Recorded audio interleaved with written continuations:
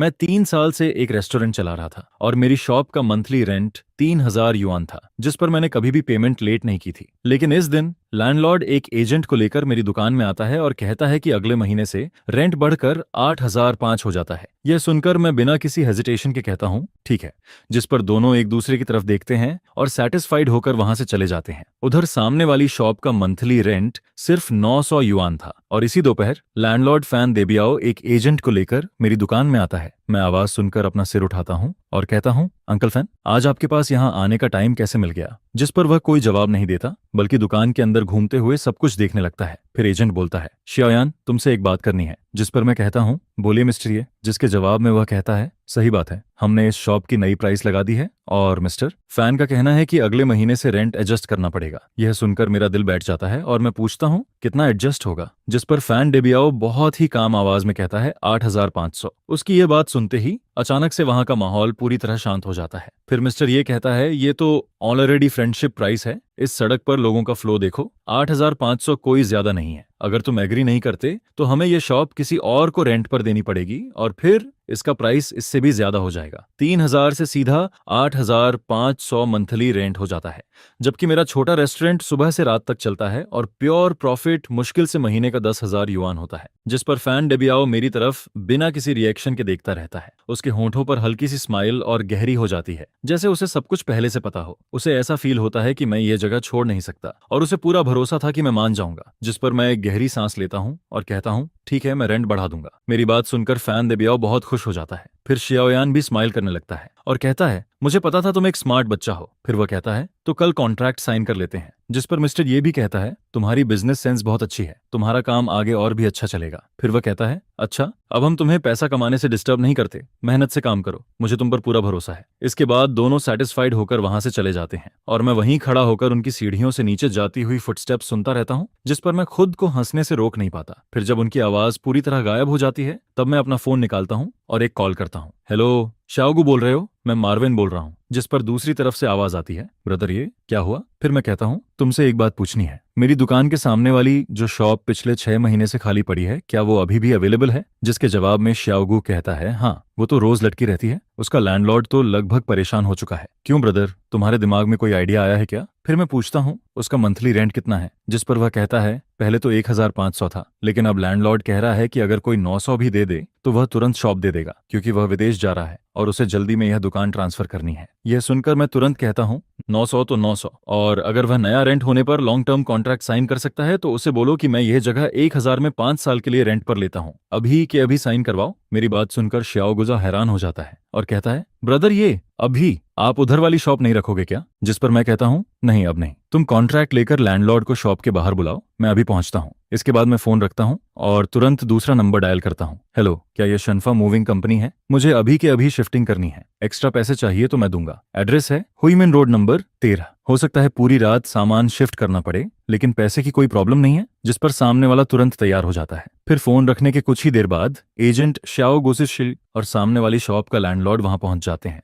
मैं भी उसी समय वहां पहुंचता हूं। सामने वाली शॉप का लैंडलॉर्ड करीब 50 साल का आदमी था। वह मुझे देखकर पूछता है, तुम ये जगह रेंट पर लेना चाहते हो? जिस पर मैं कहता हूँ, हाँ, मैं ही रेंट पर लेना चाहता हूँ। फिर श्याओ गुज भी उसके पास खड़ा होकर कहता है, ब्रदर लियू यही हैं ब्रदर ये, जिनके बारे में मैंने आपको बताया था। ये सामने रेस्टोरेंट चलाते हैं, इनका बिजनेस बहुत अच्छा चलता है, बिल्कुल भरोसेमंद इंसान है। इसके बाद ब्रदर लियू शॉप का दरवाजा खोलता है। अंदर पूरा खाली पड़ा होता है। यह मेरी शॉप से थोड़ा बड़ा था और इसका लेआउट भी ज्यादा स्क्वायर था। साथ ही यहाँ पानी और बिजली भी पहले से लगी हुई थी। जिस पर ब्रदर लियू थोड़ा शर्माते हुए कहता है, ये जगह काफी समय से खाली पड़ी है। फिर मैं कहता हूँ, ठीक है, 901 महीने और कॉन्ट्रैक्ट 5 साल का, सही है? जिस पर वह कहता है, हाँ बिल्कुल। फिर मैं आगे कहता हूँ, अगर आप सच में 1 महीने का डिपॉजिट और 3 महीने का रेंट एडवांस चाहते हैं तो मैं 1 महीने की जगह 12 महीने एडवांस दे देता हूँ। मेरी यह बात सुनकर ब्रदर लियू और गुड दोनों शॉक्ड रह जाते हैं। फिर मैं कहता हूँ, मैं हर महीने रेंट देने की टेंशन नहीं लेना चाहता। कॉन्ट्रैक्ट लाए हो ना? अगर सब सही है तो साइन करने के बाद मैं अभी पैसे ट्रांसफर कर देता हूँ। यह सुनकर ब्रदर लियू एक्साइटेड हो जाता है और तुरंत कॉन्ट्रैक्ट निकालता है। जिस पर श्याओगू जल्दी से एक पेन लेकर आता है। फिर मैं कॉन्ट्रैक्ट हाथ में लेकर उसे एक एक लाइन ध्यान से पढ़ता हूँ। उसमें सब स्टैंडर्ड क्लॉज होते हैं। लीज पीरियड 5 साल की थी और रेंट भी फिक्स था, जिस पर मैं बिना किसी हेजिटेशन के आखिर में अपना नाम साइन कर देता हूँ। इसके बाद मैं उन्हीं दोनों के सामने ब्रदर लियो के अकाउंट में पैसे ट्रांसफर कर देता हूँ। फिर वह मुझे की देते हुए कहता है, बॉस अब से यह शॉप आपकी है। मैं वह की लेता हूँ और फिर बिना रुके वहां से वापस मुड़ जाता हूँ, जिस पर श्याओगु पीछे से भागकर आता है और कहता है, ब्रदर ये इतनी जल्दी किस बात की है? जिसके जवाब में मैं कहता हूँ, मुझे जल्दी है, मुझे तुरंत नई जगह स्टार्ट करनी है। फिर मैं वापस अपनी पुरानी दुकान की तरफ आता हूँ। वहां सड़क के किनारे एक बड़ा ट्रक खड़ा होता है और कुछ वर्कर्स वहां सिगरेट पीते हुए मेरा इंतजार कर रहे होते हैं। जैसे ही वे मुझे देखते हैं, उनमें से एक आगे आता है और कहता है, आप ही बॉस ये हैं? जिस पर मैं कहता हूँ, हाँ मैं ही हूँ, आप लोगों ने मेहनत की, उसका धन्यवाद। फिर वह कहता है, कोई बात नहीं, हम पैसे लेकर काम करते हैं। इसके बाद वह दुकान के अंदर झांक कर देखता है और कहता है, सारा सामान अंदर ही है ना? जिस पर मैं उन्हें अंदर लेकर जाता हूं और फिर दुकान का पूरा सामान शिफ्ट होना शुरू हो जाता है। पहली नजर में इसे ऐसा मत समझना कि कुछ नहीं है, बस पैसे सही जगह पहुंचने चाहिए। जिस पर मैंने कहा, ब्रदर्स शुरू हो जाओ। फिर वर्कर्स तुरंत काम में लग जाते हैं। एक ग्रुप सामान खोलने लगता है, एक ग्रुप पैकिंग करता है और एक ग्रुप सामान उठाकर बाहर ले जाने लगता है। इसी बीच मेरा क्लर्क श्याओलिन भी मेरे बुलाने पर वहां आ जाता है। जैसे ही वह अंदर आता है, वह शॉक्ड होकर कहता है, यह क्या कर रहे हो? क्या तुम्हें यहाँ से निकाल दिया गया? जिस पर मैं उसे मसालों का एक बॉक्स पकड़ाते हुए कहता हूँ, नहीं, हम बस एक बेटर जगह पर जा रहे हैं। यह सुनकर वह पूछता है, जगह बदल रहे हो? कहाँ जा रहे हो? जिसके जवाब में मैं सामने वाली तरफ इशारा करते हुए कहता हूँ, वहां। जिस पर वह हैरानी से कहता है, वहां जो जगह पिछले 6 महीने से खाली पड़ी है। मैंने सुना है वहां भूत है। यह सुनकर मैं कहता हूँ, बेकार की बातों पर ध्यान मत दो। लैंडलॉर्ड को जल्दी में शॉप रेंट पर देनी थी, इसलिए वह सस्ती मिल गई। इसके बाद श्याओलिन ज्यादा कुछ नहीं पूछता और तुरंत मेरे साथ सामान पैक करने में लग जाता है। फिर देखते ही देखते रात के 3 बज जाते हैं और दुकान आखिरकार पूरी तरह खाली हो जाती है। मैं वर्कर्स को डबल पैसे देता हूँ, जिस पर वे स्माइल करते हुए वहां से चले जाते हैं और सुबह होने तक नई दुकान का पूरा सामान सेट हो चुका होता है। सुबह 7:30 बजे मैं नूडल्स का एक बाउल बनाता हूँ और खिड़की के पास बैठकर धीरे धीरे खाने लगता हूँ। जिस पर मेरी नजर सामने वाली पुरानी दुकान पर जाती है। उसका शटर पूरी तरह बंद होता है, जैसे किसी का चेहरा उतर गया हो। नूडल्स खाने के बाद मैं येज रेस्टोरेंट वाला पुराना साइन साफ करता हूँ और उसे नई दुकान के बाहर टांग देता हूँ। इसके बाद मैं एक लाल पेपर निकालता हूँ और उसे दरवाजे पर चिपका देता हूँ, जिस पर लिखा होता है, नई दुकान खुल गई है, पूरे रेस्टोरेंट में 20% डिस्काउंट है। फिर सुबह का टाइम निकलने लगता है, लेकिन सामने वाली दुकान का शटर अब तक नहीं खुलता। कुछ देर बाद अचानक वहां से शटर उठने की आवाज आती है, जिस पर फैन डेबियाओ शटर ऊपर करता है और फिर अंदर देखते ही पूरी तरह स्टंड रह जाता है, क्योंकि अंदर कुछ भी नहीं होता। वह यकीन नहीं कर पाता और तुरंत दुकान के अंदर भागता है। फिर वह पूरा चक्कर लगाता है और दोबारा बाहर निकल आता है। इसके बाद वह अपना फोन निकालता है। ऐसा लगता है जैसे वह मुझे कॉल करना चाहता हो, लेकिन तभी वह सिर उठाकर सड़क के उस पार देखता है और उसकी नजर मुझ पर पड़ती है। मैं अपनी नई दुकान के बाहर खड़ा होता हूँ, हाथ में गर्म चाय का कप लिए हुए, और उसे बिल्कुल शांत होकर देख रहा होता हूँ। जिस पर उसकी नजर धीरे धीरे मेरे सिर के ऊपर लगे पुराने साइन पर जाती है और फिर दरवाजे पर लगे उस लाल पेपर पर टिक जाती है। यह देखकर उसका चेहरा वहीं का वहीं जम जाता है। इसी बीच मेरी नई दुकान का पहला कस्टमर आ जाता है। वह पास वाली कॉलोनी में रहने वाली आंटली होती है। वह हर सुबह मेरे यहाँ नूडल्स खाने आती है। आंटली मेरी नई दुकान को देखकर हैरान हो जाती है और कहती है, श्योये, तुम यहाँ शिफ्ट हो गए? जिस पर मैं स्माइल करते हुए कहता हूँ, हाँ आंटली, यहाँ जगह ज्यादा बड़ी है और आज 20% डिस्काउंट भी है, लेकिन आपके लिए वही पुराना रेट रहेगा। ये सुनकर आंटली कहती है, डिस्काउंट की क्या जरूरत है? तुम जहां भी जाओगे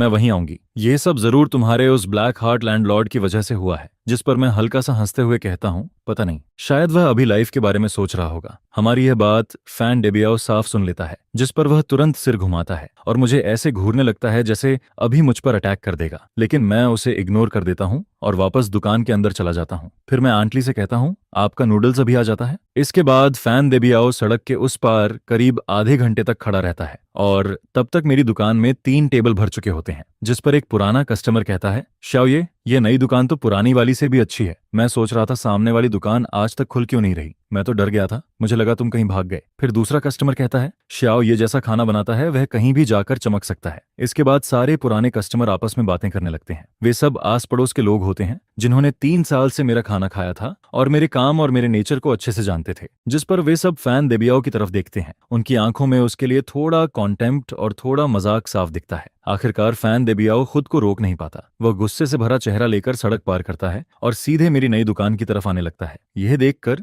जो लोग खाना खा रहे होते हैं वे भी अपने चॉपस्टिक्स नीचे रख देते हैं और दुकान का माहौल अचानक से टेंस हो जाता है। शाओलिन थोड़ा घबरा जाता है, लेकिन मैं उसे चिंता न करने का इशारा करता हूँ। फिर फैन देबियाओ मेरे सामने आकर रुकता है, जिस पर मैं कहता हूँ, अंकल फैन, क्या बात है? उसका चेहरा गुस्से से पूरा लाल हो चुका होता है। फिर वह दांत पीसते हुए कहता है, तुमने मेरे साथ बहुत गंदी चाल चली है, तुमने मुझे बेवकूफ बनाया है। जिस पर मैं बिल्कुल शांत होकर कहता हूँ, मैंने तुम्हें कैसे बेवकूफ बनाया? ये तो तुमने ही कहा था अगर मैं एग्री नहीं करता तो यहाँ से चला जाऊं। अब मैं चला गया तो तुम्हें क्या प्रॉब्लम है? यह सुनकर वह गुस्से में कहता है, तुमने ठीक नहीं किया, हमने बात पक्की कर ली थी। जिसके जवाब में मैं कहता हूँ, तुम लोगों ने मुझे पहले बेवकूफ बनाने की कोशिश की। पहली बात, हमने कोई नया कॉन्ट्रैक्ट साइन नहीं किया था, और दूसरी बात, तुम एक एजेंट को लेकर आए थे ताकि मुझ पर प्रेशर डाल सको। अब तुम मुझसे लॉजिक की बात कर रहे हो, क्या तुम्हें यह खुद अजीब नहीं लग रहा? मेरी यह बात सुनकर दुकान में बैठे कस्टमर भी बोलना शुरू कर देते हैं। एक आदमी कहता है, ओल्ड वांग, तुम्हारा ये काम बिल्कुल सही नहीं है। शियाओ तुम्हें हर महीने 3,000 देता था और तुमने एक बार में 8,000 मांग लिए, यह तो सीधा लूटना हुआ। फिर दूसरा आदमी कहता है, सही बात है, तुम्हारा चेहरा तो पहले ही अच्छा नहीं था, लेकिन अब तुम और भी बुरे लग रहे हो। तुम्हें बस ये देखकर जलन हो रही है कि एक जवान लड़का तुमसे ज्यादा अच्छा काम कर रहा है। और फिर वह आगे कहता है, अच्छा हुआ शियाओ के पास दूसरी जगह जाने का ऑप्शन था, नहीं तो तुम्हारे जैसे लोग उसे पूरा निचोड़ लेते। यह सुनकर फैन देबियाओ का चेहरा कभी लाल होता है, कभी सफेद। वह गुस्से में कुछ कहना चाहता है, लेकिन उसे समझ आ जाता है कि अब सब लोग उसके खिलाफ हैं। जिस पर वह मुझे घूरते हुए कहता है, ये चैन, तुम रुक जाओ। क्या तुम्हें लगता है कि यह बात यहीं खत्म हो जाएगी? इस सड़क पर मैं तुम्हें बिजनेस नहीं करने दूंगा। जिसके जवाब में मैं कहता हूँ, ठीक है, मैं इंतजार करूंगा, लेकिन अंकल फैन, एक बात याद रखना, अब यह लॉ वाला सोसाइटी है। अगर तुमने कोई भी गलत काम किया तो मैं किसी भी समय पुलिस को कॉल कर सकता हूँ। इसके बाद मैं कस्टमर्स की तरफ मुड़ता हूँ और कहता हूँ, सॉरी एवरीवन, आपकी मील में डिले हो गया, आज का खाना मेरी तरफ से है। मेरी यह बात सुनते ही पूरी दुकान में शोर मच जाता है। सब लोग जोर जोर से चीयर करने लगते हैं और फैन डेबियाओ दरवाजे पर खड़ा रह जाता है। उसने कुछ सेकंड तक लाइट जलाई रखी और आखिर में घिन से भरा हुआ चेहरा बनाकर कार में बैठ जाता है। फिर एक्सेलरेटर पर जोर से पैर मारता है और वहां से निकल जाता है। मैं उसकी कार को सड़क के मोड़ पर गायब होते हुए देखता रहता हूँ और फिर मेरे चेहरे की स्माइल धीरे धीरे वापस गायब हो जाती है।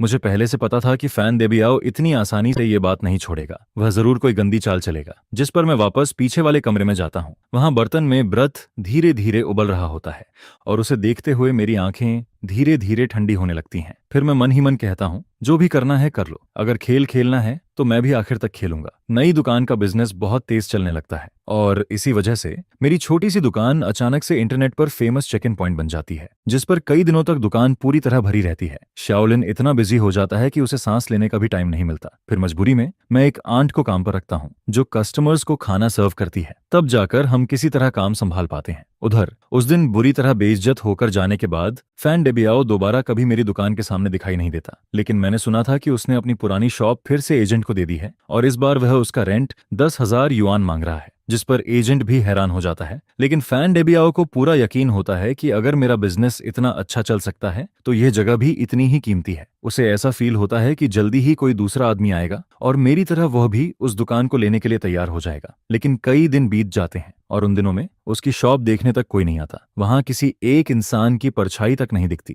जिस पर मुझे लगने लगता है कि वह इसी तरह बेवकूफ बना रहेगा। लेकिन तभी नई मुसीबत खुद चलकर मेरे पास आ जाती है। सबसे पहले शाओलिन दौड़कर मेरे पास आता है और घबराकर कहता है, ब्रदर ये आपने सुना? जिस पर मैं पूछता हूँ, क्या हुआ? फिर वह कहता है, बाहर लोग रूमर फैला रहे हैं कि हमारे रेस्टोरेंट का खाना साफ नहीं है। यह सुनकर मैं पूछता हूँ, किसने कहा? जिसके जवाब में शाओलिन कहता है, आज कई पुराने कस्टमर मुझसे पूछने आए थे। पास वाली ग्रोसरी शॉप वाला जो शेन हर जगह जाकर बोल रहा है कि हम सबसे सस्ता और घटिया मीट इस्तेमाल करते हैं, और फिर वह यह भी कह रहा है कि हम जो ऑयल इस्तेमाल करते हैं वह गटर से निकाला हुआ रिसाइकिल्ड ऑयल है। फिर शाओलिन गुस्से में कहता है, जोशन ऐसा अपने आप नहीं कर सकता। उसका फैन देबियाओ की वाइफ के साथ बहुत अच्छा रिलेशन है, दोनों साथ में महाजोंग खेलते हैं।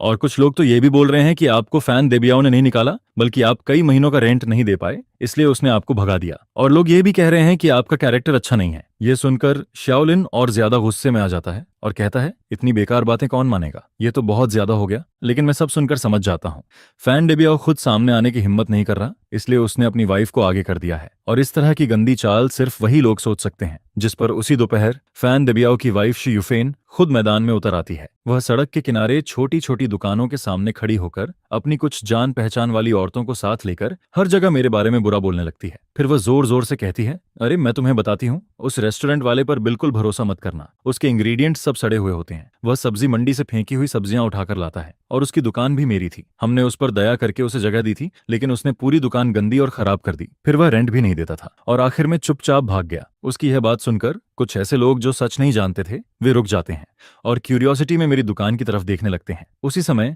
मेरी दुकान में भी कुछ कस्टमर खाना खा रहे होते हैं और यह सब सुनकर उनके चेहरे भी थोड़े खराब हो जाते हैं, जिस पर श्याओलिन का गुस्से से चेहरा सफेद पड़ जाता है। फिर वह एक झाड़ू उठाता है और बाहर भागने लगता है। वह गुस्से में कहता है, ब्रदर मैं अभी जाकर उससे लड़ता हूँ, लेकिन मैं उसे पकड़कर वापस खींच लेता हूँ और कहता हूँ, अगर तुम उससे लड़ोगे तो तुम सीधे उसके ट्रैप में फंस जाओगे। वह तो यही चाहता है कि हम उससे सड़क पर झगड़ा करें और बात को बड़ा बना दें ताकि हमारी रेपुटेशन खराब हो जाए। जिस पर श्याओलिन पूछता है, तो फिर क्या करें, क्या हम उसे ऐसे ही बोलने दें? मैं शांत होकर कहता हूँ, वह अभी जितना ज्यादा बोलेगी बाद में उतनी ही बुरी तरह गिरेगी। इसके बाद मैं अपना मोबाइल निकालता हूँ और शे युफेन की तरफ कैमरा करके वीडियो रिकॉर्ड करना शुरू कर देता हूँ। मैं पूरे 5 मिनट तक उसकी वीडियो रिकॉर्ड करता हूँ। उस वीडियो में शे युफेन जोर जोर से मेरे खिलाफ झूठी बातें बना रही होती है और उसके साथ खड़े कुछ दूसरे शॉप वाले भी उसकी बातों में और मसाला डाल रहे होते हैं। फिर मैं फोन वापस रखता हूँ और दुकान में बैठे कस्टमर्स की तरफ देखकर कहता हूँ, मुझे यकीन है कि मेरे पुराने कस्टमर जानते हैं कि बाहर जो बातें कही जा रही हैं वह सब झूठ है और नए लोगों को भरोसा दिलाने के लिए मैं कल एक इवेंट रख रहा हूँ। सासरा हूँ, कल दोपहर ठीक 12 बजे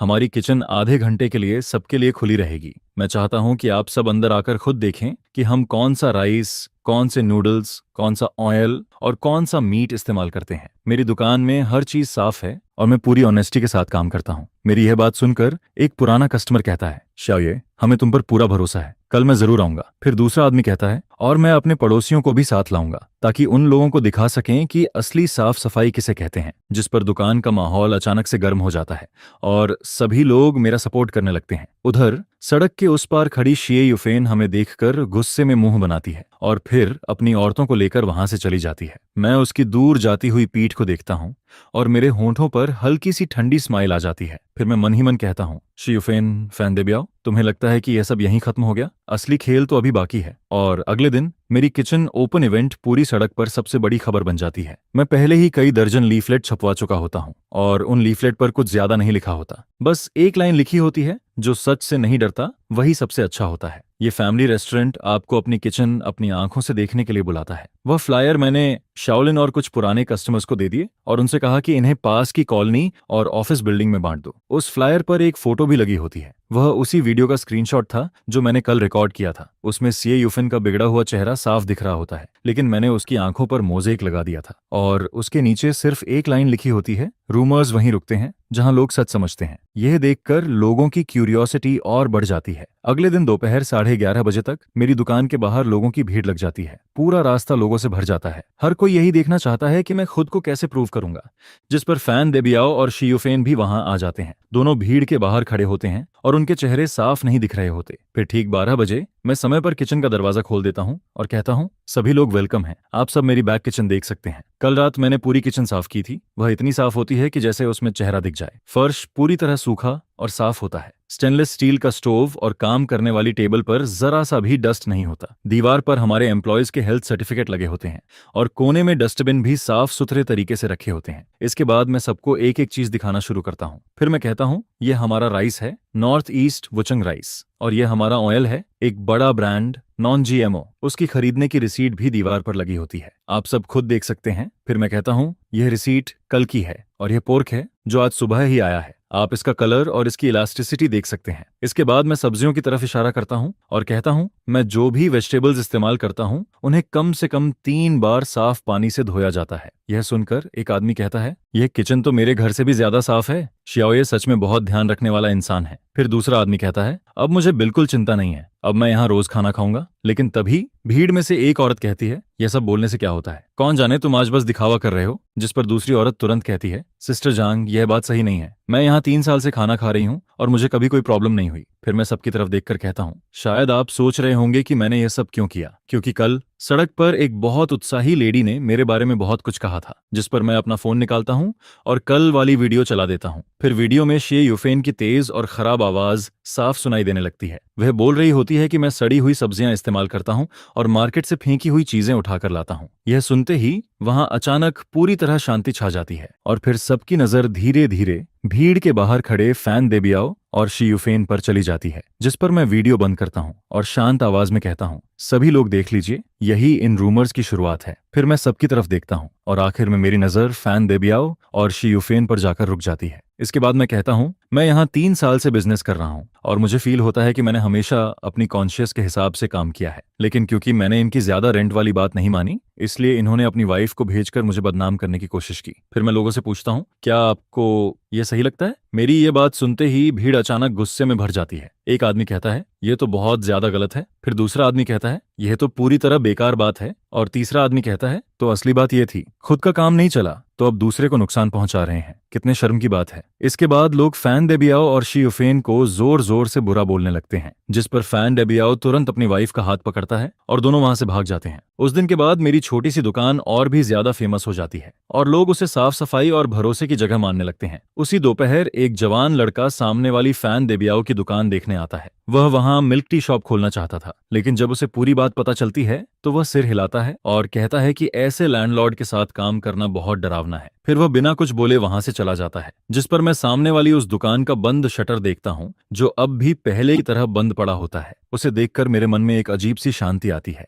फिर मैं मन ही मन कहता हूँ, फैन देबियाओ, तुम्हारा नुकसान अभी बस शुरू हुआ है। किचन ओपन डे के अगले दिन मेरी दुकान के बाहर बहुत लंबी लाइन लग जाती है, जिस पर शाओलिन बाहर खड़ा होकर लाइन संभाल रहा होता है। इसी बीच एक आदमी अंदर आता है। वह मास्टरमा होता है, जिसकी ओल्ड शॉप मेरी पुरानी दुकान के बगल में थी। वह एक बार्बर शॉप चलाता था और वह भी फैन देबियाओ का टेनेंट था। वह मुझे देखते ही कहता है, मैं तुम्हारा शुक्रिया करने आया हूँ। जिस पर मैं हैरानी से पूछता हूँ, मेरा शुक्रिया क्यों? फिर वह कहता है, तुमने हमारी तरफ से भी ये बदला लिया है। वह फैन देबियाओ सच में बहुत खराब इंसान है। वह मेरा रेंट भी 2000 से बढ़ाकर 4500 करना चाहता था और मैं एक छोटी सी बार्बर शॉप से इतना पैसा कहाँ से लाता? फिर वह कहता है, मैंने बहुत देर तक उससे बात की, तब जाकर उसने मुझे 3 महीने और दिए। लेकिन इन दिनों मैं इतना परेशान था कि मुझे रात को नींद तक नहीं आती थी। यह सुनकर मुझे तुरंत समझ आ जाता है कि फैन देबियाओ मुझे एग्जाम्पल बनाना चाहता था। अगर मैं उसकी बात मान लेता तो बाकी टेनेंट भी डर जाते और फिर वह सबसे ज्यादा रेंट मांगता। फिर मास्टरमा कहता है, सिर्फ मैं ही नहीं, हार्डवेयर शॉप वाले लाओली और छोटे सुपरमार्केट वाले ब्रदर झाओ के साथ भी यही हुआ है। हम सब छोटे दुकानदार हैं। अगर वह ऐसे करेगा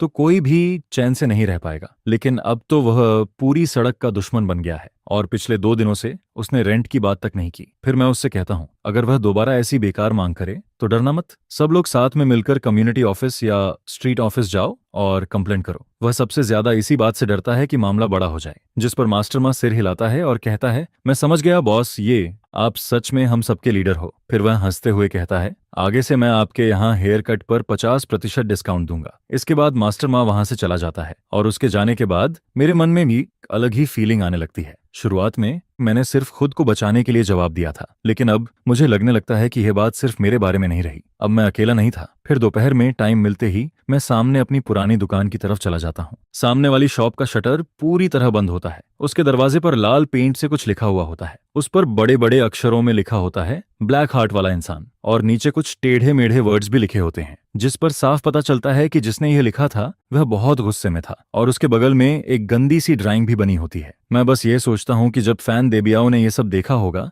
तब उसका चेहरा कैसा हुआ होगा। इसके बाद अगले कुछ दिनों में उसकी शॉप पूरी सड़क पर मजाक बन जाती है। फिर मैंने सुना कि उसने रेंट वापस घटाकर 3000 युआन कर दिया, लेकिन इसके बाद भी उसकी दुकान देखने कोई नहीं आता। जिस पर वह आदमी जो इतने सालों से सिर्फ हाउसेस कलेक्ट करके पैसा कमाता था, अब अपनी ही शॉप खाली देखकर परेशान होने लगता है। और जब उसकी शॉप रेंट पर नहीं जाती और उसका नाम पूरी तरह खराब हो जाता है, तब उसे अपनी गलती का एहसास होने लगता है। मुझे लगा था कि अब वह यहीं रुक जाएगा, लेकिन मैं यह नहीं समझ पाया था कि एक इंसान कितना नीचे गिर सकता है। एक रात जब मैं देर रात दुकान बंद करने वाला होता हूँ, तभी शाओलिन दौड़ते हुए आता है। वह घबराकर कहता है, ब्रदर, गड़बड़ हो गई। मैं अभी कूड़ा फेंकने गया था और मैंने फैन देबियाओ को बाहर फोन पर बात करते हुए सुना। जिस पर मैं पूछता हूँ, क्या बोल रहा था? फिर शाओलिन कहता है, वह कह रहा था कि वह हमारी शिकायत करेगा। यह सुनकर मैं पूछता हूँ, किस बात की शिकायत? जिसके जवाब में वह कहता है, वह बोल रहा था कि हमारी हाइजीन ठीक नहीं है और फूड सेफ्टी में प्रॉब्लम है, और फिर वह ये भी कह रहा था कि ऊपर उसके जानने वाले लोग हैं और वह हमें सबक सिखाएगा। यह सुनकर मैं दुकान के बाहर आता हूँ और थोड़ी दूर एक कोने में फैन डेबियाओ को फोन पर गुस्से से बात करते हुए देखता हूँ। उसका चेहरा बहुत खराब होता है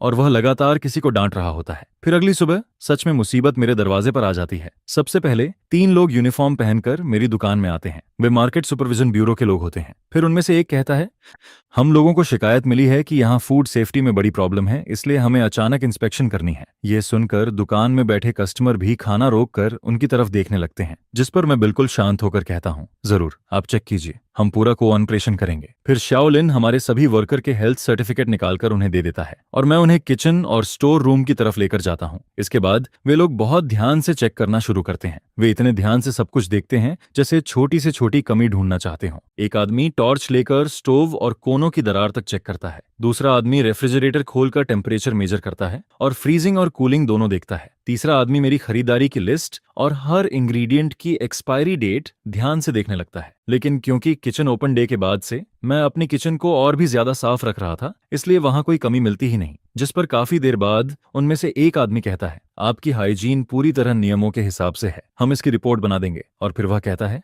आगे भी इसे ऐसे ही मेंटेन रखना। जिसके जवाब में मैं कहता हूँ, धन्यवाद, हम जरूर ध्यान रखेंगे। उनके जाने के कुछ ही देर बाद फिर कुछ और लोग दुकान के अंदर आते हैं। इस बार वे फायर डिपार्टमेंट के लोग होते हैं। फिर उनमें से एक आदमी कहता है, हमें शिकायत मिली है कि यहाँ फायर सेफ्टी की सुविधा पूरी नहीं है और इमरजेंसी एग्जिट ब्लॉक है। यह सुनकर मुझे तुरंत समझ आ जाता है कि कोई जानबूझकर यह सब कर रहा है। जिस पर मैं फिर से आगे बढ़कर कहता हूँ, मैं ऑनर हूँ, आप लोग जो चेक करना चाहते हैं कर सकते हैं। इसके बाद फायर डिपार्टमेंट वाले भी तुरंत अपना काम शुरू कर देते हैं। वे फायर एक्सटिंग्विशर की प्रोडक्शन डेट और प्रेशर तक चेक करते हैं। फिर वे देखते हैं कि इमरजेंसी एग्जिट के सामने कुछ रखा तो नहीं है, और यहाँ तक कि स्मोक अलार्म भी चेक करते हैं। काफी देर बाद उनमें से एक आदमी कहता है, फायर सेफ्टी कोई मजाक नहीं होती, लेकिन आपने यहाँ बहुत अच्छा काम किया है, ये सच में तारीफ के लायक है। मैं अभी उन्हें थैंक यू भी नहीं कह पाता। तभी दुकान के बाहर फिर से हलचल होती है। फिर कोई बाहर से आवाज देता है, क्या यहाँ ये फैमिली रेस्टोरेंट है? इस बार इंडस्ट्री एंड कॉमर्स ब्यूरो के लोग आते हैं, जिस पर मैं एक गहरी सांस लेता हूँ और उनके पास जाकर कहता हूँ,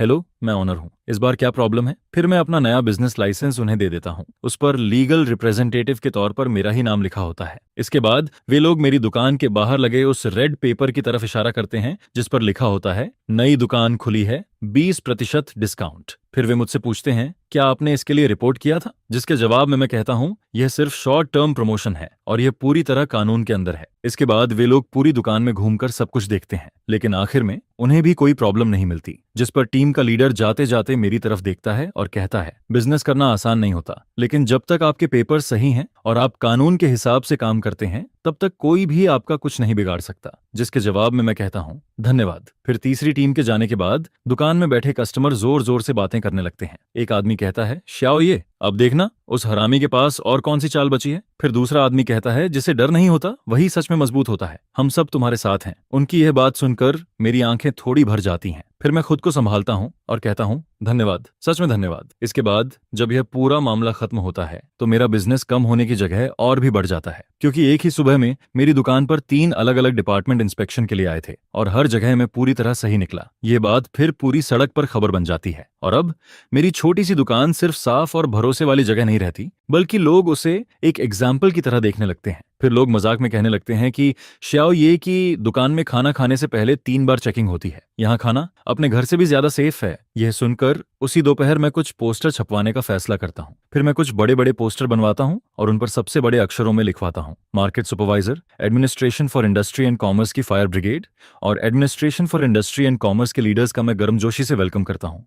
जिसके बाद मैं सबके सामने कहता हूँ कि अथॉरिटी डिपार्टमेंट्स की सख्त रिव्यू के बाद हमारी स्टोर ने food safety, fire safety, legal operation और बाकी सभी चीजों में पूरी तरह स्टैंडर्ड्स को मीट किया है, जिस पर बेसमेंट में एक छोटी सी लाइन भी ऐड कर दी गई है। इसके बाद मैं कहता हूं कि सभी लोग यहां आकर टेस्ट कर सकते हैं और फिर मैं इस पोस्टर को अपनी स्टोर के दरवाजे पर सबसे ज्यादा दिखाई देने वाली जगह पर लगा देता हूं, जिस पर मैं वो वाला बैनर भी हाथ में पकड़ लेता हूं जिस पर लॉ एनफोर्समेंट नोटाराइजेशन और लोगों की प्रॉस्पेरिटी लिखा होता है। फिर मैं ढोल नगाड़ों के साथ उसे लेकर सड़क पर निकल जाता हूं और सब लोगों के सामने उनका शुक्रिया करता हूं कि उन्होंने मेरे जैसे छोटे बिजनेस का इतना ध्यान रखा। रखा, जिस पर उन्हें भी पता होता है कि इसके पीछे का छोटा सा खेल क्या है। लेकिन जब वो इतने सारे नेबर्स को वहां खड़ा देखते हैं तो वो सिर्फ मुस्कुराकर इस प्रॉस्पेरिटी को एक्सेप्ट कर पाते हैं, जिस पर उन्हें मजबूरी में हंसते हुए मेरे यूनिक प्रोडक्ट को क्रॉस करना पड़ता है और मुझे एक्सीलेंट मर्चेंट का रिप्रेजेंटेटिव बनाना पड़ता है। इसके बाद मैं पूरी सिचुएशन को उल्टा घुमा देता हूँ और पूरी सड़क पर तहलका मच जाता है, जिसे देखकर हर कोई पूरी तरह शॉक्ड रह जाता है और फिर इतनी जोर से हंसने लगता है कि लोग हंसते हंसते दोहरे हो जाते हैं।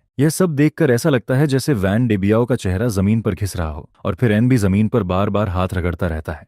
उसने पैसे खर्च करके कुछ लोगों को मेरी फैक्ट्री में भेजा था, लेकिन जिसकी वजह से मुझे फ्री में ऑथोरिटेटिव सर्टिफिकेशन मिल जाता है, जिस पर वही चीज मेरे लिए प्रमोशन का सबसे बड़ा हथियार बन जाती है। इसके ज्यादा समय बाद नहीं, मुझे पता चलता है कि इंडस्ट्रियल एंड कमर्शियल ऑफिसेस ने वैन डेबियाओ को बहुत सख्त वार्निंग दी है। उन्होंने साफ कह दिया कि अगर उसने दोबारा अपनी रिपोर्ट करने की पावर का गलत यूज किया, मैलिशियस तरीके से लोगों को परेशान किया और पब्लिक रिसोर्सेज वेस्ट किए, तो उसके खिलाफ कानून के हिसाब से एक्शन लिया जाएगा। जिसके बाद फैन डेबियाओ पूरी सड़क पर मजाक बन जाता है। उसका नाम और उसका ब्लैक हार्टेड और बेशर्म होना दोनों एक साथ जुड़ जाते हैं, जिस पर शिए यूफेन पहले तो यह सब बर्दाश्त नहीं कर पाती और फिर अपना पूरा गुस्सा फैन डेबियाओ पर निकालने लगती है। मैं कई बार उनके घर के सामने से गुजरता हूँ और हर बार ऊपर से सुपरवाइजर की चीखने की आवाज और चीजें फेंकने की आवाज सुनाई देती है, जिस पर शिए यूफेन चिल्लाकर कहती है, फैन डेबियाओ, आखिर में तुम मुझे बर्बाद करके छोड़ोगे। मैं एक दिन के लिए भी बाहर नहीं निकल पा रही हूँ, तुमने मेरी पूरी इज्जत खत्म कर दी है। फिर वो और गुस्से में कहती है, क्या ये तुम्हारा आइडिया नहीं था?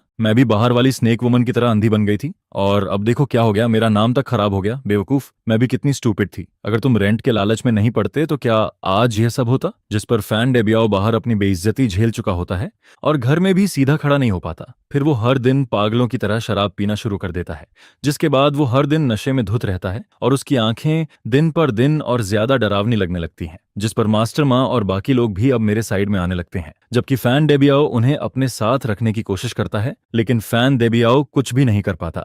फिर हैंड गिवर उन सबको वहां से भगा देता है, जिस पर मास्टर माँ रिप्रेजेंटेटिव बनकर बिना घबराए वहां से निकल जाता है। ये देखकर फैन डेबियाओ पूरी तरह स्टनर्ड रह जाता है और आखिर में सिर्फ अपने दांत पीसकर रह जाता है। इसके बाद उस दिन से वैन डेबियाओ और भी ज्यादा शराब पीने लगता है और जब भी वो रात में ज्यादा पी लेता है तो सड़क के उस पार खड़ा होकर मुझे घूरता रहता है। उसकी आंखें मेरे ऊपर नफरत और गुस्से से भरी रहती हैं, जिसे देखकर उसी दिन मैं अपनी दुकान और दरवाजे के बाहर 4 हाई डेफिनेशन नाइट कैमरों लगवा देता हूँ। कुछ दिन बाद आधी रात के समय वैन डेबियाओ फिर दिखाई देता है। उसके हाथ में रेड पेंट से भरी एक बकेट होती है और वो लड़खड़ाते हुए सीधे मेरी दुकान के दरवाजे तक आ जाता है, जिसके बाद वो बिना कुछ सोचे मेरी ग्लास डोर और पोस्टर पर पूरी रेड पेंट फेंक देता है। फिर उसे लगता है कि यह अभी भी काफी नहीं है, जिस पर वो खाली बकेट उठाकर मेरी ग्लास डोर पर 2 बार जोर से मार देता है। इसके बाद अगले दिन सुबह उसके वहां से जाने के थोड़ी देर बाद ही शाओलिन सबसे पहले दुकान पर पहुंच जाता है, जिस पर वो जोर से चिल्लाता है और मुझे फोन करता है, ब्रोदर, इस बार बहुत बड़ी प्रॉब्लम हो गई है।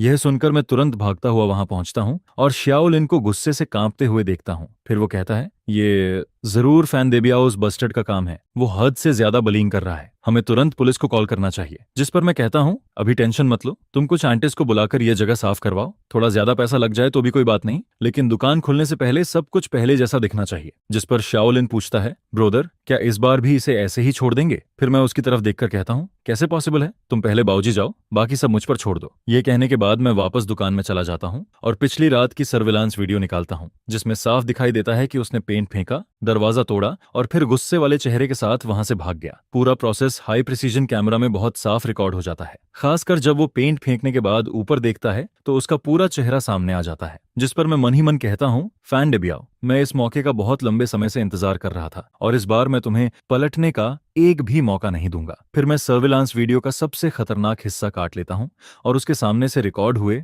उस मोमेंट की फोटो निकाल लेता हूं। इसके बाद मैं गाड़ी लेकर सीधे टाउन के फोटो स्टूडियो पहुंच जाता हूं। मैं वहां पहुंचकर बॉस से कहता हूं, बॉस, मेरी मदद करो, इस फोटो को 24 इंच साइज में प्रिंट कर दो। जिस पर वो स्क्रीनशॉट देखकर कुछ पल के लिए रुक जाता है और फिर कहता है, अरे ये तो ह्यूमिंग रोड वाला फैन डेबियाओ है ना? जिसके जवाब में मैं कहता हूँ, हाँ वही है। इसके आधे घंटे बाद मैं वो फोटो लेकर वापस अपनी रेस्टोरेंट में लौट आता हूँ। उस समय क्लीनिंग एंड्स दरवाजे के बाहर की पेंट लगभग साफ कर चुकी होती हैं और आखिरी सफाई कर रही होती हैं, जिस पर मैं उनकी तरफ ध्यान भी नहीं देता। फिर मैं सड़क पार करके वैंडरबिल्ट की खाली दुकान के सामने पहुंच जाता हूँ, जिसके बाद मैं सुपर ग्लू निकालता हूँ और उस बड़ी फोटो को उसकी रोलिंग डोर के ठीक बीच में चिपका देता हूँ और फिर उस फोटो के नीचे बड़े बड़े अक्षरों में लिख देता हूँ, कल रात 2 बजे अटैच्ड रेस्टोरेंट को जानबूझकर नुकसान पहुंचाने वाले आदमी की तलाश है। मैंने नीचे ये भी लिख दिया कि जो कोई भी उसके क्राइम का मोटिव और उसके अगले प्लान के बारे में जानकारी देगा उसे 5,000 युआन कैश रिवॉर्ड मिलेगा। जिस पर वहां से गुजर रहे कुछ नेबर्स ये देखकर जोर से चिल्लाने लगते हैं, अरे भगवान, ये तो वैन डेबियाओ नहीं है क्या? फिर कोई कहता है, क्या ये सच में क्राइम कर रहा है?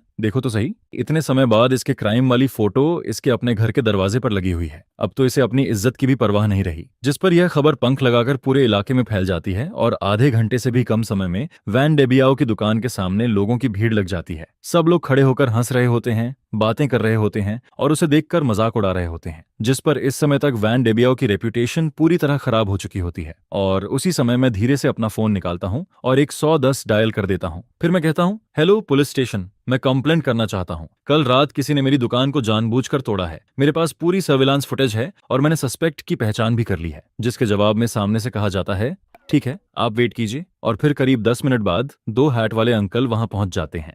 जिस पर मैं पूरी वीडियो वाला यूएसबी ड्राइव उनमें से एक अंकल को दे देता हूं और कहता हूं, यही प्रूफ है। फिर मैं उन्हें बस बताता हूं, सस्पेक्ट सामने वाली बिल्डिंग में रहता है, तीसरी मंजिल पर, रूम 302 में। ये सुनकर दोनों अंकल सैकड़ों नेबर्स की नजरों के सामने सीधे उस बिल्डिंग में चले जाते हैं जहां वैन डेबियाओ रहता है। और ज्यादा देर नहीं लगती, फिर थोड़ी देर बाद वो वैन डेबियाओ को पकड़कर बाहर ले आते हैं। जिस पर वैन डेबियाओ अपनी वही बदसूरत शक्ल को, जो 1000 गुना बड़ी करके उसकी दुकान के दरवाजे पर चिपकाई गई होती है और जिसे देखकर हर कोई उसका मजाक उड़ा रहा होता है, देखते ही पूरी तरह टूट जाता है। उसकी आखिरी हिम्मत भी खत्म हो जाती है और उसके पैर तक कांपने लगते हैं। जबकि मैं अपनी दुकान के सामने खड़ा होकर यह सब ठंडे चेहरे से देखता रहता हूँ। लगभग 1 महीने से चल रही यह लड़ाई आखिरकार यहीं खत्म हो जाती है। इसके बाद जब वैन डेबियाओ को वहां से ले जाया जाता है तो पूरा माहौल अचानक शांत हो जाता है। पुलिस की गाड़ी की फ्लैशिंग लाइट्स सड़क के मोड़ पर गायब हो जाती हैं और वहां खड़े लोग भी धीरे धीरे वापस जाने लगते हैं। लेकिन हवा में अभी भी उसी गुस्से और डिस्कशन का माहौल बना रहता है, जिस पर अगले कुछ दिनों तक वैन डेबियाओ पूरे इलाके में लोगों के बीच सबसे बड़ा टॉपिक बना रहता है। जबकि मैं शांति से शाओलिन से कहता हूँ, गेस्ट्स आने वाले हैं, दुकान खोलने की तैयारी करो। जिस पर शाओलिन पूछता है, ब्रोदर, क्या हम आज भी दुकान खोलेंगे? जिसके जवाब में मैं कहता हूँ, क्यों नहीं खोलेंगे? आसमान भी टूट पड़े तब भी हमें खाना तो खाना ही है। हमारा काम है कि सब लोग यहाँ आकर अच्छे से खाना खाएं। यह सुनकर शाओलिन जोर से सिर हिलाता है और तुरंत काम में लग जाता है। फिर आधे घंटे बाद हमारी रेस्टोरेंट हमेशा की तरह समय पर खुल जाती है, जैसे वह पूरा तमाशा कभी हुआ ही नहीं था। लेकिन सब लोग अंदर ही अंदर समझ रहे होते हैं कि अब सब कुछ पहले जैसा नहीं रहा। उसी दिन दोपहर में मुझे पुलिस स्टेशन से कॉल आता है और मुझे वहां जाकर स्टेटमेंट देने के लिए कहा जाता है। जिस पर मैं दुकान शाओलिन को सौंप देता हूं और अकेला पुलिस स्टेशन चला जाता हूं। वहां जाकर मैं शुरुआत से सब कुछ बता देता हूं, लॉन्ग टर्म रेंट से लेकर झूठी रूमर्स तक, जानबूझकर कराई गई रिपोर्ट्स तक और आखिर में पिछली रात पेंट फेंकने और दरवाजा तोड़ने तक। फिर पुलिस मुझसे कहती है, वैन डेबियाओ ने जानबूझकर आपकी प्रॉपर्टी को नुकसान पहुंचाया है जिसकी वैल्यू 5,000 युआन से ज्यादा है, इसलिए यह केस ऑफिशियली दर्ज किया जाएगा। जिस पर वो आगे कहते हैं, हम उसे कानून के हिसाब से डिटेन करेंगे और फिर प्रोसिक्यूटर ऑफिस भेजेंगे। बाद में आपको विक्टिम के तौर पर कोर्ट में भी आना पड़ सकता है। जिसके जवाब में मैं कहता हूं, मैं पूरा कोऑपरेट करूंगा। और फिर पुलिस स्टेशन से बाहर निकलने के बाद मैं गहरी सांस लेता हूं, जिस पर मुझे लगता है कि पिछले कई दिनों से मेरे सीने में जमा सारा बोझ आखिरकार खत्म हो गया है। फिर करीब आधे घंटे बाद जैसे ही मैं अपनी दुकान के सामने पहुंचता हूं, वहां पहले से खड़े लोगों का एक ग्रुप मेरी तरफ दौड़कर आ जाता है। जिस पर सबसे पहले मास्टर माँ मेरा हाथ पकड़ लेता है और एक्साइटेड होकर कहता है, बॉस, ये हमने सब सुन लिया, आपने बहुत अच्छा किया। आपने हम सबके लिए और पूरी सड़क के लिए यह किया है। फिर शियाओयान भी कहता है, बॉस, ये आगे कभी भी कुछ हो बस एक बार बोल देना, हम लोग हमेशा आपके साथ खड़े रहेंगे। जिस पर मैं हल्का सा मुस्कुराता हूं और कहता हूं, सब लोग इतना सीरियस मत हो, मैंने बस वही किया जो मुझे करना चाहिए था। आगे से सब लोग आराम से और सेफली अपना बिजनेस करो, इससे बेहतर कुछ नहीं है। फिर मैं कहता हूं, अंदर चलो, आज मैं सबको ट्रीट देता हूं। यह सुनकर सब लोग मेरे साथ दुकान के अंदर चले जाते हैं और कुछ ही देर में वहां हंसी और बातों की आवाजें भर जाती हैं। फिर वैन डेबियाओ की डिटेंशन के तीसरे दिन शियुफेन मेरी दुकान पर आ जाती है। उसका चेहरा बहुत थका हुआ और कमजोर लग रहा होता है। जिस पर वो आते ही मुझे देखकर कहती है, बॉस, ये। और फिर अगले ही पल वो सीधे मेरे सामने घुटनों पर बैठ जाती है और कहती है, बॉस, ये प्लीज एक बार दया कर दीजिए, मेरे आदमी को छोड़ दीजिए। फिर वो जल्दी जल्दी कहती है, अगर आप कहेंगे तो मैं आपकी हर भरपाई करूंगी, जो नुकसान हुआ है उसका पैसा दूंगी। जिस पर मैं ठंडे चेहरे से कहता हूँ, शियुफेन, उठो, तुम मेरी दुकान में हो और ये सब मेरे बिजनेस पर असर डाल रहा है। लेकिन शिए यूफेन उठती नहीं और कहती है, बॉस ये वो कुछ समय के लिए कंफ्यूज्ड हो गया था, उसने बहुत ज्यादा शराब पी ली थी, तभी उसने वह घटिया काम किया, अब उसे बहुत पछतावा हो रहा है। फिर वो रोते हुए कहती है, बस आप जाकर अंकल से कह दो कि आप उसे माफ करने को तैयार हो। अगर आप समझौते वाली लेटर साइन कर दोगे तो वो बाहर आ जाएगा, हम आपको पैसा देंगे, आपका पूरा नुकसान भरेंगे, डबल देंगे नहीं ट्रिपल देंगे। जिस पर मैं हल्का सा हंस देता हूँ और फिर कहता हूँ, शिए यूफेन तुम्हें सच में लगता है कि मैं यह सब सिर्फ पैसों के लिए कर रहा हूँ? यह सुनकर वो चुप हो जाती है, उसका मुंह खुला रह जाता है लेकिन उसके पास कोई जवाब नहीं होता। फिर मैं उसकी तरफ देखकर कहता हूँ, जब तुम लोग मुझे मजबूर कर रहे थे कि मैं रेंट को 3,500 से बढ़ाकर 8,500 कर दूं, तब तुम्हें सिर्फ पैसों की पड़ी थी। जब तुम बाहर जाकर ये रूमर्स फैला रही थी कि मैं गटर ऑयल और सड़ी हुई सब्जियों का यूज करता हूँ, तब तुमने ये नहीं सोचा कि तुम मेरी रेपुटेशन खराब कर रही हो। और जब उसने मैलिसियस रिपोर्ट करके मेरी दुकान बंद करवाने की कोशिश की और मुझे बैंकरप्ट करने की कोशिश की, तब उसने एक बार भी नहीं सोचा कि मेरे लिए कोई रास्ता छोड़े। जिस पर अब वो मेरी दुकान पर आकर मेरा दरवाजा तोड़ देता है और तुम मुझसे कह रही हो कि वो बस कुछ समय के लिए कंफ्यूज्ड था। यह सुनकर शिए यूफेन का चेहरा और ज्यादा सफेद पड़ने लगता है। फिर मैं उसकी तरफ देखकर कहता हूँ, यह बात मेरी उसे माफ करने या ना करने की नहीं है, उसने कानून तोड़ा है और जो उसे मिलना चाहिए वो कानून की सजा और सीख है, ना कि मेरी माफी। मेरी माफी की कोई वैल्यू नहीं है और ना ही उससे वो बच सकता है। यह सुनकर शिए यूफेन की आंखें अचानक बदल जाती हैं। फिर वो दांत भींचकर कहती है, तो क्या तुम हम सबको खत्म करना चाहते हो? मरविन तुम बहुत क्रूअल हो, तुम्हें इसका बदला मिलेगा। जिसके जवाब में मैं ठंडे चेहरे से कहता हूँ, मुझे नहीं पता मुझे बदला मिलेगा या नहीं, लेकिन मुझे इतना पता है कि उसका बदला उसके पास पहुंच चुका है। अब मेरी दुकान से बाहर निकल जाओ, नहीं तो मैं पुलिस को बुला दूंगा। इसके बाद एक रियल एस्टेट कंपनी का मैनेजर जो हमेशा मेरी दुकान पर आता रहता था, खुद मेरे पास आता है। फिर वो कहता है, बॉस ये क्या आपको इंटरेस्ट है कि आप अपनी रेस्टोरेंट हमारी नई प्रॉपर्टी में खोलें? हमने चेंगडोंग में एक नया कमर्शियल प्लाजा डेवलप किया है जो अगले साल ओपन होगा। आपकी कुकिंग स्किल और आपका कैरेक्टर दोनों हमें बहुत पसंद है। जिस पर वो आगे कहता है, हम आपको सबसे अच्छी जगह देना चाहते हैं और सबसे अच्छा रेंट भी आपके लिए रखा गया है। यह सुनकर मेरे सामने जैसे एक नया रास्ता खुल जाता है। एक नई ब्रांच खोलना, अपनी रेस्टोरेंट को एक ब्रांड बनाना और एक बिल्कुल नई दुनिया में कदम रखना, सब कुछ जैसे मुझे बुला रहा होता है। 1 महीने बाद वैन डेबियाओ को जानबूझकर प्रॉपर्टी डैमेज करने के जुर्म में गिल्टी ठहरा दिया जाता है और उसे 8 महीने की जेल की सजा मिल जाती है। जिसके बाद वैन डेबियाओ की दुकान और उसका घर बाहर से आए एक इन्वेस्टर खरीद लेते हैं और उसकी प्रॉपर्टी की प्राइस मार्केट प्राइस से लगभग 30% कम होती है। उसी समय उसकी पुरानी दुकान के बाहर स्कैफोल्डिंग लग चुकी होती है और अंदर वर्कर्स लगातार काम कर रहे होते हैं। हर तरफ हथौड़े और मशीनों की आवाज गूंज रही होती है। जिस रोलिंग डोर पर पहले पेंट फेंका गया था और जिस पर वो बड़ी फोटो लगी थी, उसे हटा दिया गया होता है और उसकी जगह अब एक नई ग्लास और वुडन वॉल लगाई जा रही होती है, जिस पर साफ दिखाई देता है कि वैन डेबियाओ का दौर अब खत्म हो चुका है। जबकि मेरी नजरें अब चेंगडोंग न्यू कमर्शियल प्लाजा की तरफ बढ़ चुकी होती हैं। उस प्रोजेक्ट की फाइल मेरे ड्रॉर में रखी होती है और इन दिनों मैं अपनी सिग्नेचर डिशेस को फिर से ऑर्गेनाइज करना शुरू कर देता हूँ। मैं कुकिंग प्रोसेस को स्टैंडर्ड बना रहा होता हूँ और फिर मैं एक ऑनलाइन बिजनेस मैनेजमेंट कोर्स में भी एडमिशन ले लेता हूँ, जिस पर शाओलिन मुझे देखकर हैरान हो जाता है और कहता है, ब्रोदर हम अभी इतना अच्छा कर रहे हैं, फिर भी आप इतना क्यों कर रहे हो? जिसके जवाब में मैं कहता हूँ, शाओलिन यह दुकान बस हमारी शुरुआत है, आगे हम इस शहर में दूसरी और तीसरी रेस्टोरेंट भी खोलेंगे। यह सुनते ही शाओलिन की आंखें चमकने लगती हैं। उसके चेहरे पर फ्यूचर को लेकर एक्साइटमेंट साफ दिखाई देने लगती है, क्योंकि चेंगडोंग न्यू कमर्शियल प्लाजा इस शहर के फ्यूचर डेवलपमेंट का सबसे बड़ा सिंबल है। यह एक नया बिजनेस एरिया है जिसे गवर्नमेंट सपोर्ट कर रही है। प्लान के हिसाब से वहां शॉपिंग, डाइनिंग, एंटरटेनमेंट और ऑफिस सब कुछ एक ही जगह होगा और उसका टारगेट इस शहर के सबसे यंग और सबसे ज्यादा पैसे खर्च करने वाले लोगों को अट्रैक्ट करना है। जिस पर स्क्वायर के सामने फर्स्ट फ्लोर पर जो जगह है जहां फाउंटेन बना हुआ है, वही पूरी कमर्शियल स्ट्रीट की सबसे बेस्ट लोकेशन मानी जा रही है। वहां सबसे ज्यादा लोग आने वाले हैं और उसके नीचे छोटे अक्षरों में रेंट प्लान भी लिखा होता है। पहले 2 साल तक बिल्कुल रेंट फ्री और तीसरे साल के बाद सिर्फ आधा रेंट।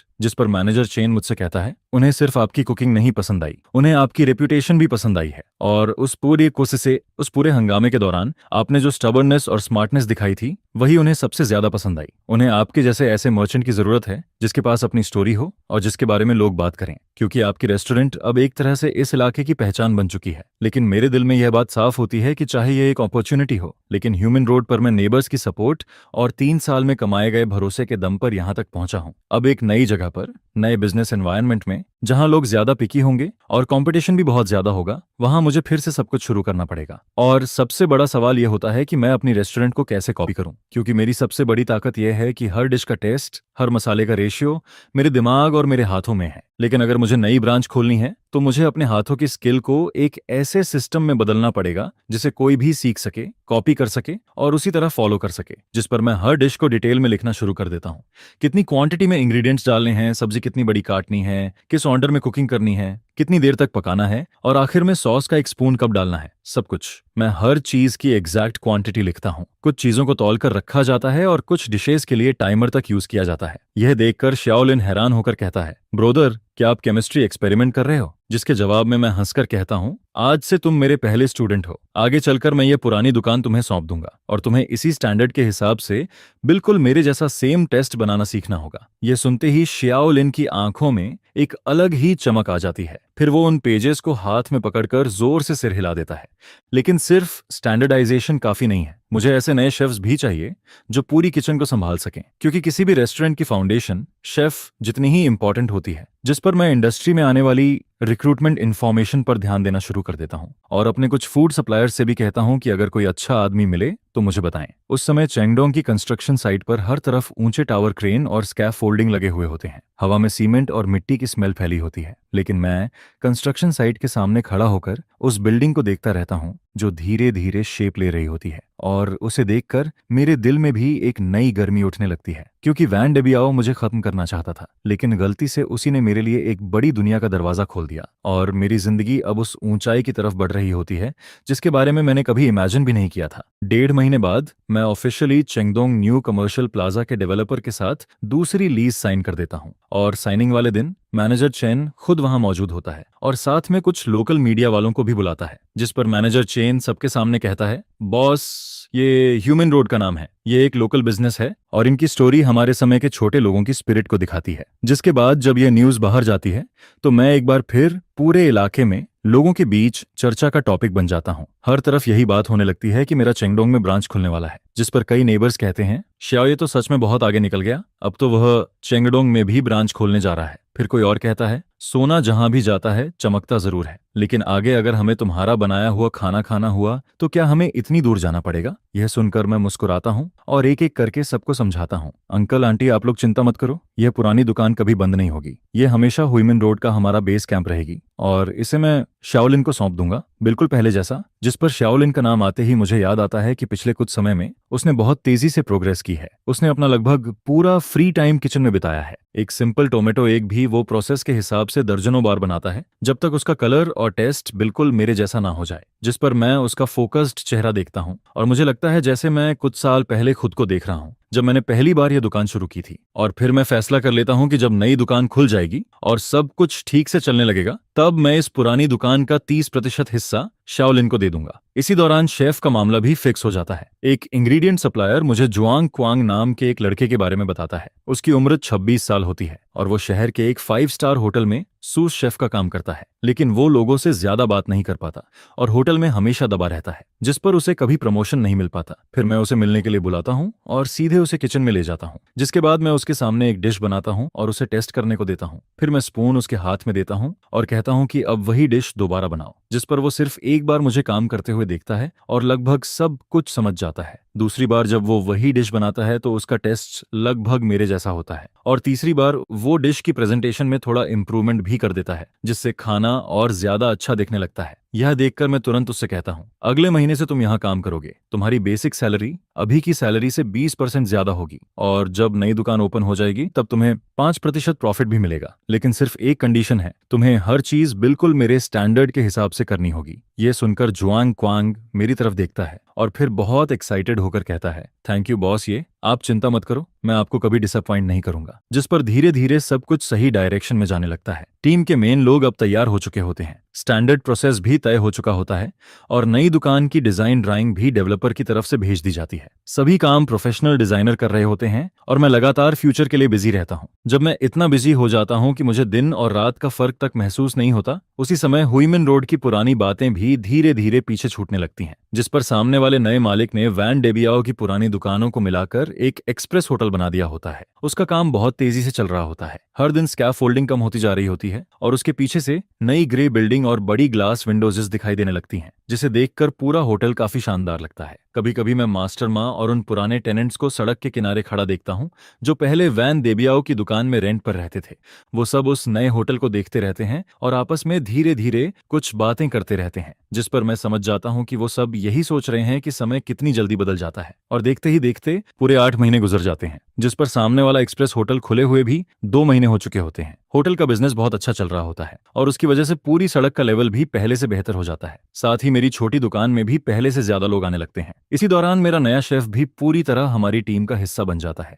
वो न सिर्फ मेरे बनाए हुए स्टैंडर्ड प्रोसेस को पूरी तरह फॉलो करता है, बल्कि अपने 5 स्टार होटल के एक्सपीरियंस से किचन मैनेजमेंट को भी और बेहतर बना देता है, जिस पर हमारी काम करने की स्पीड पहले से काफी बढ़ जाती है। और शाओलिन भी अब वह पुराना लड़का नहीं रहता जो हर समय मुझे भाई कहकर पीछे पीछे घूमता था। अब वह खुद बहुत कॉन्फिडेंट हो चुका होता है। उसी समय चेंगडोंग न्यू कमर्शियल प्लाजा का कंस्ट्रक्शन भी आखिरी स्टेज में पहुंच जाता है और मेरी नई दुकान की डेकोरेशन भी तेजी से शुरू हो जाती है। साथ ही मैं येजिया रेस्टोरेंट का ट्रेडमार्क भी रजिस्टर करवा देता हूं और एक कैटरिंग कंपनी भी बना लेता हूं ताकि बिजनेस को और बड़ा किया जा सके। एक दिन मैं वॉल के साथ अगले सीजन के नए डिशेस के बारे में बात कर रहा होता हूं, तभी मेरी नजर अचानक एक ऐसे आदमी पर पड़ती है जो जाना पहचाना भी लगता है और अजनबी भी। वो वैन डेबियाओ होता है जो अब जेल से बाहर आ चुका होता है, जिस पर शाओलिन मेरी नजर का पीछा करता है और फिर धीरे से कहता है, ब्रोदर ये वो आदमी। लेकिन मैं उसकी बात बीच में ही रोक देता हूँ और कहता हूँ, वो अब सिर्फ एक पुराना नेबर है, चलो आगे बात करते हैं। फिर मैं मेन्यू की तरफ देखकर कहता हूँ, मुझे लगता है इस क्रिस्पी टोफू में सॉस की मिठास थोड़ी और बढ़ानी चाहिए। और फिर नई दुकान के ओपनिंग वाले दिन चेंगडोंग कमर्शियल प्लाजा भी ऑफिशियली पहली बार खुलता है। पूरे स्क्वायर में रंग बिरंगे फ्लैग्स लगे होते हैं और हर तरफ इतनी भीड़ और हलचल होती है कि पूरा माहौल बहुत लाइवली लगने लगता है। स्टोर के एंट्रेंस से लेकर पूरे स्क्वायर के बीच तक रेड कारपेट बिछा हुआ होता है जो देखने में बहुत शानदार लग रहा होता है। और फिर मैं फॉर्मल कपड़ों में रिबन कटिंग सेरेमनी में सीधा खड़ा रहता हूँ, जिस पर जब बोलने की मेरी बारी आती है तो मैं गहरी सांस लेता हूँ और फिर कहना शुरू करता हूँ, हेलो एवरीवन, मेरा नाम ये चेन है। बहुत से लोग मुझे जानते हैं, लेकिन शायद मेरे खाने की वजह से नहीं बल्कि कुछ और बातों की वजह से। जिस पर मैं हल्का सा मुस्कुराता हूँ और फिर कहता हूँ, लेकिन आज यहाँ खड़े होकर मैं चाहता हूँ कि आप लोग मुझे और मेरी दुकान को फिर से जानो। येजिया रेस्टोरेंट में कोई सीक्रेट नहीं है। यहाँ सिर्फ 2 चीजें हैं, पहली कॉन्शियंस और दूसरी टेस्ट बमारिगोस। हुइमिन रोड की उस छोटी सी दुकान से जहाँ सिर्फ 7 टेबल थे लेकर आज चेंगडोंग की इस नई दुकान तक, ये दोनों चीजें कभी नहीं बदलेंगी। Thank you. सुबह 10:18 पर रिबन कटिंग खत्म हो जाती है और नई दुकान का दरवाजा ऑफिशियली खुल जाता है, जिसके बाद कस्टमर्स एक के बाद एक अंदर आने लगते हैं। किचन के अंदर एक जैसे यूनिफॉर्म पहने हुए 8 शेफ्स अपने अपने काम में लगे रहते हैं। कोई काट रहा होता है, कोई इंग्रेडिएंट्स तैयार कर रहा होता है, कोई कुकिंग कर रहा होता है और कोई डिश सर्व कर रहा होता है, जिस पर पूरा किचन एक मशीन की तरह परफेक्टली काम कर रहा होता है। और जो स्टैंडर्ड प्रोसेस मैंने पहले बनाया था वही अब उनके हाथों का सबसे बड़ा हथियार बन चुका होता है, जिस पर कोई भी गलती नहीं होती। फिर आवाज आती है, A3 टेबल के लिए signature braced pork, B5 table के लिए क्रिस्पी टोफू और हैंड ऑन कैबेज। जिसके बाद किचन के अंदर सब कुछ बहुत शांति और तेजी से होता है और कुछ ही देर में गर्मा गर्म डिशेस कस्टमर्स की टेबल पर पहुंचने लगती हैं। फिर यूनिफॉर्म पहने वेटर मुझे एक टेबल से दूसरी टेबल तक लेकर जाते हैं और मैं पूरे हॉल में घूमते हुए हर कस्टमर का रिएक्शन ध्यान से देखता हूं और उनकी बातें सुनता हूं। जिस पर कोई कहता है, यहाँ का एनवायरनमेंट बहुत अच्छा है। फिर कोई किचन की तरफ देखकर कहता है, इतना साफ किचन देखकर तो आराम से खाना खाया जा सकता है। हर तरफ सिर्फ तारीफ सुनाई देती है और ओपनिंग के पहले दिन ही नई दुकान का बिजनेस उम्मीद से कहीं ज्यादा अच्छा चलने लगता है, जिस पर रात तक सभी एम्प्लॉयज इतने थक जाते हैं कि चेयर पर बैठते ही सांस लेने लगते हैं, लेकिन उनके चेहरे पर थकान से ज्यादा एक्साइटमेंट और प्राउड दिखाई देता है। फिर फाइनेंस वाला मुझे पहले दिन की अर्निंग बताता है और वह नंबर लगभग हुइमिन रोड वाली पुरानी दुकान की कई दिनों की कमाई के बराबर होता है। यह देखकर मैं भी बहुत खुश होता हूँ, लेकिन ओपनिंग का पहला हफ्ता सबसे जरूरी होता है, इसलिए मैं लगातार बिजी रहता हूँ। जिस पर मैं चेंगडोंग वाली दुकान का रोज का काम जुआंग क्वान को सौंप देता हूँ और खुद वापस ह्यूमन रोड वाली पुरानी दुकान पर आ जाता हूँ। मुझे देखते ही शाओलिन खुश होकर कहता है, बॉस ये आप वापस आ गए। फिर वो तुरंत हंसते हुए कहता है, जब बाहर वाले लोग ना हो तब मैं आपको फिर से ब्रदर कह सकता हूँ। यह सुनकर मैं भी मुस्कुरा देता हूँ। फिर शाओलिन मुझे इस महीने का अकाउंट दिखाता है और कहता है, मैंने इस महीने का सारा हिसाब तैयार कर लिया है, आप देखो। जिस पर मैं अकाउंट देखकर कहता हूँ, तुमने बहुत अच्छा काम किया है, इस महीने की अर्निंग पिछले महीने से भी ज्यादा है। जिसके जवाब में शाओलिन खुश होकर कहता है, ओ ऑफ कोर्स ब्रदर। फिर दोपहर में जब कस्टमर्स चले जाते हैं तो मैं शाओलिन को पीछे किचन में बुलाता हूँ और फिर मैं एक डॉक्यूमेंट निकालकर उसके हाथ में दे देता हूँ, जिस पर वो डॉक्यूमेंट खोलकर कंफ्यूज्ड होकर पूछता है, यह क्या है। फिर मैं उसकी तरफ देखकर कहता हूँ, आज से इस पुरानी दुकान का 70% हिस्सा मेरा है और 30% हिस्सा तुम्हारा। अब तुम सिर्फ इस दुकान के मैनेजर नहीं हो, तुम इस दुकान के एक ऑनर भी हो, और साल के आखिर में तुम्हें तुम्हारे शेयर्स के हिसाब से प्रॉफिट भी मिलेगा। यह सुनकर शाओलिन एकदम घबरा जाता है और कहता है, यह बहुत ज्यादा है, मैं यह नहीं ले सकता। जिसके जवाब में मैं कहता हूँ, तुम इसके हकदार हो। यह दुकान हमारी जड़ है और तुमने इसे मेरे लिए संभाल कर रखा। अगर तुम नहीं होते तो आज यजिया रेस्टोरेंट यहाँ तक कभी नहीं पहुंचती। यह 30% शेयर्स तुम्हारा हक है। यह सुनकर शाओलिन की आंखों से आंसू निकलने लगते हैं, लेकिन इस बार वो मना नहीं करता। वो सिर्फ जोर से सिर हिलाता है और उस डॉक्यूमेंट को अपने सीने से लगा लेता है। इसके बाद जब मैं चेंगडोंग की नई दुकान पर वापस आता हूँ तो मैं देखता हूँ कि मास्टर माँ, लाओली और कुछ पुराने नेबर्स वहां मेरा इंतजार कर रहे होते हैं, और वो अपने साथ एक बहुत बड़ा प्लैक भी लेकर आए होते हैं जिस पर एक फेमस कैलीग्राफर के लिखे हुए 4 बड़े शब्द बने होते हैं, जिस पर लिखा होता है प्राउड हार्ट्स। मैं उस प्लैक को देखता हूँ, फिर अपने सामने खड़े उन सादे और अच्छे नेबर्स को देखता हूँ, जिस पर मेरे दिल में एक ऐसी फीलिंग आती है जिसे वर्ड्स में कहना मुश्किल होता है, क्योंकि इतने समय की सारी मेहनत, सारी परेशानी और सारे मुश्किल दिन आखिरकार खत्म हो चुके होते हैं। और फिर 2 साल बाद, हमेशा की तरह नए साल से 7 दिन पहले, यजिया रेस्टोरेंट बंद हो जाता है। चेंगडोंग वाली नई दुकान पहले ही लॉक हो चुकी होती है, लेकिन उसी रात ह्यूमन रोड वाली पुरानी दुकान बहुत ज्यादा लाइवली होती है, क्योंकि मैं सभी मैन एम्प्लॉयज को वहां बुलाता हूं जहां से हमारा सपना शुरू हुआ था, और फिर हम सब उसी पुरानी टेबल पर बैठकर साथ में न्यू ईयर डिनर करते हैं।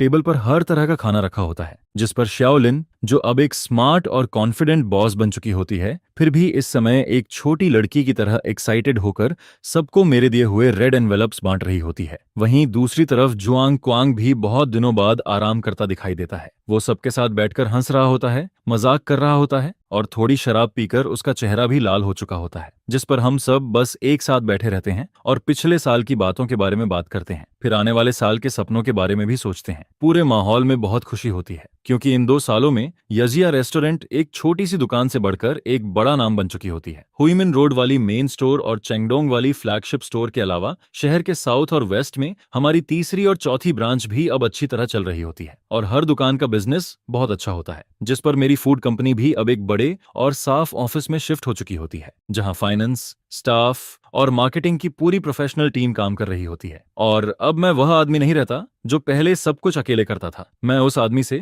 जो कभी रेंट की वजह से परेशान रहता था, बदलकर एक ऐसे नए बिजनेसमैन में बदल चुका होता हूं जिसकी कंपनी की वैल्यू करोड़ों में होती है, और जिसके बारे में लोकल मीडिया भी न्यूज दिखा रही होती है। जिस पर कोई मुझसे पूछता है, क्या अब हमें प्रोविंस के बाहर वाले मार्केट में जाने के बारे में भी सोचना चाहिए, जिसके जवाब में मैं मुस्कुराकर कहता हूँ, कुकिंग एक अच्छी सूप बनाने जैसी होती है, इसमें सबसे बड़ी गलती होती है जल्दी करने की। और अगले साल हमारा मेन काम होगा एक सेंट्रल किचन बनाना, क्योंकि क्वालिटी कंट्रोल जितना मजबूत होगा, हमारी फाउंडेशन उतनी ही स्टेबल होगी, और फाउंडेशन जितनी मजबूत होगी, हम उतना ही ऊपर जा पाएंगे। यह सुनकर सब लोग एक साथ अपने ग्लास उठाते हैं, और फिर कोई जोर से कहता है, चलो ब्रदर ये के नाम पर चीयर्स करते हैं। फिर दूसरा आदमी कहता है, अगर ब्रदर ये नहीं होते तो आज हम सब यहाँ नहीं होते। जिस पर सब लोग एक साथ कहते हैं, ब्रोदर ये को हैप्पी न्यू ईयर, और हमारी अजय रेस्टोरेंट आगे भी ऐसे ही बड़ी होती रहे। यह सुनकर मैं अपने सामने बैठे उन सच्चे और एनर्जी से भरे चेहरों को देखता रहता हूँ। फिर धीरे धीरे शराब का असर और खाने की खुशबू कम होने लगती है, और देखते ही देखते बहुत रात हो जाती है, जिस पर मैं ड्राइवर से कहता हूँ कि जो लोग शराब पी चुके हैं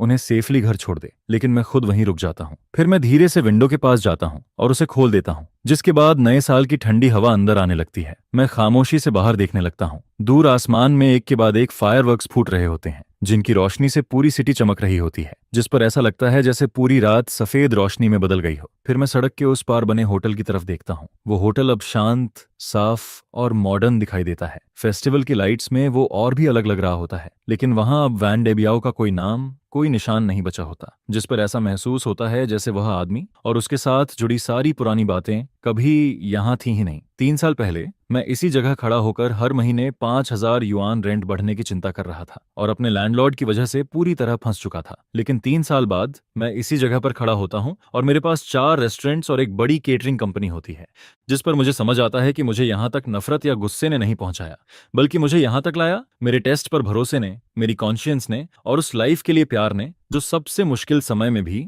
कभी खत्म नहीं हुआ। फिर मैं बाहर चमकते हुए फायरवर्क्स को देखता हूँ, जिस पर मेरे चेहरे पर धीरे धीरे एक मुस्कान आ जाती है, और मेरा दिल पूरी तरह शांति और खुशी से भर जाता है।